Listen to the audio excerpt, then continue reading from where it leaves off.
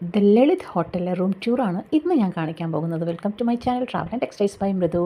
ബാംഗ്ലൂരിലുള്ള ലളിത് ഹോട്ടലിലെ standard room ടൂറാണ് ഇന്ന് കാണിക്കുന്നത്. അപ്പോൾ രാവിലെ 5:30ക്ക് വന്ദേഭാരതിൽ നിന്ന് ഞാൻ പുറപ്പെട്ടു. 10:30ക്ക് ബാംഗ്ലൂർ എത്തി.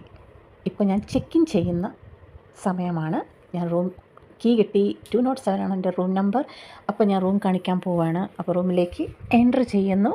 Welcome to room tour. Tariff 6,000 to 12,000 വരെ വരുന്നുണ്ട്, depending on your deluxe luxury suite. Per day tariff. ഞാൻ എൻ്റെ സൂട്ട് കേസ് എല്ലാം വെച്ചിട്ടുണ്ട്. പിന്നെ ആസ് യൂഷ്വൽ എല്ലാവരുടെയും കാണുന്ന പോലെ തന്നെ വാട്ടർ കെറ്റിൽ, പിന്നെ വാട്ടർ ബോട്ടിൽസ്, ടീ കിറ്റ്, പിന്നെ TV, മിറർ, ഒഫീഷ്യൽ ഡെസ്ക്, പിന്നെ ബ്ലൈൻഡ് കർട്ടൻസ്. അങ്ങനെ എടുത്തു പറയേണ്ട ആവശ്യമൊന്നുമില്ല. എന്നാലും ഞാൻ ജസ്റ്റ് ആ ഒരു ഫ്ലോയിൽ ഇങ്ങനെ പറഞ്ഞു പോകണമെന്നേ ഉള്ളൂ കേട്ടോ. അപ്പോൾ നല്ല ബെഡും നല്ല നീറ്റായിട്ടുണ്ടായിരുന്നു. അധികം വലിയ ഇത് ലക്ഷറി റൂമൊന്നുമല്ല കേട്ടോ, ഇത് സ്റ്റാൻഡേർഡ് റൂമാണ്. ഡീലക്സ് റൂമിലേക്ക് എനിക്ക് നെക്സ്റ്റ് ഡേ അപ്ഗ്രേഡ് ചെയ്ത് കിട്ടിയിട്ടുണ്ടെങ്കിലും എനിക്ക് ലഗേജൊക്കെ ആയിട്ടെടുത്ത് പിന്നെ റൂം മാറാനുള്ള മടി കൊണ്ട് ഞാൻ ഇവിടെ തന്നെ കണ്ടിന്യൂ ചെയ്തു എന്നുള്ളതാണ്. അപ്പോൾ ഇതാണ് കാഴ്ചകൾ.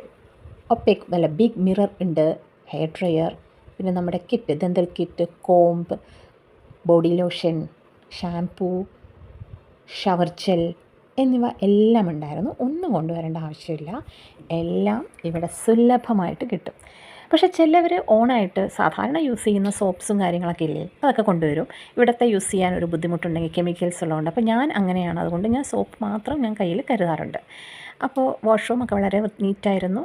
പിന്നെ ഇത് ഞാൻ എൻട്രി എങ്ങനെയാണെന്നുള്ളത് ഞാൻ ഒന്നും കൂടെ ഡീറ്റെയിൽ ആയിട്ട് എടുത്ത വീഡിയോ ആണ്. അപ്പോൾ ഇവിടെ എടുത്തു പറയേണ്ട ഒരു കാര്യം എന്താ വെച്ചാൽ ഇവിടുത്തെ ഒട്ടുമിക്ക സ്റ്റാഫ്സും ഡിസേബിൾഡ് ആയിട്ടുള്ളവരാണ് എന്നാണ് അവിടെ TV-യിൽ നമുക്ക് ഇൻഫർമേഷൻ തന്നുകൊണ്ടിരിക്കുന്നുണ്ടായിരുന്നു.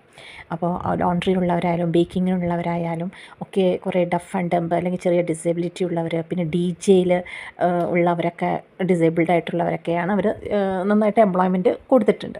ഇവിടുന്ന് എനിക്ക് പുറത്തേക്ക് നോക്കിക്കഴിഞ്ഞാൽ കാണുന്ന വ്യൂ ഒരു ഗാർഡൻ വ്യൂ ആണ് നല്ല കേട്ടോ.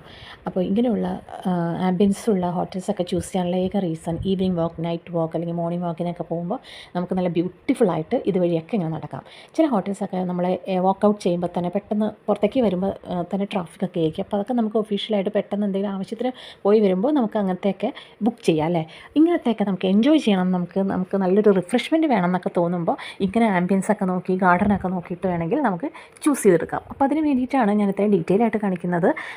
ആർക്കെങ്കിലും പോകാൻ ആഗ്രഹം ഉണ്ടെങ്കിൽ ഇങ്ങനത്തെ ഹോട്ടൽസൊക്കെ ചൂസ് ചെയ്യണമെങ്കിൽ ചൂസ് ചെയ്യാം.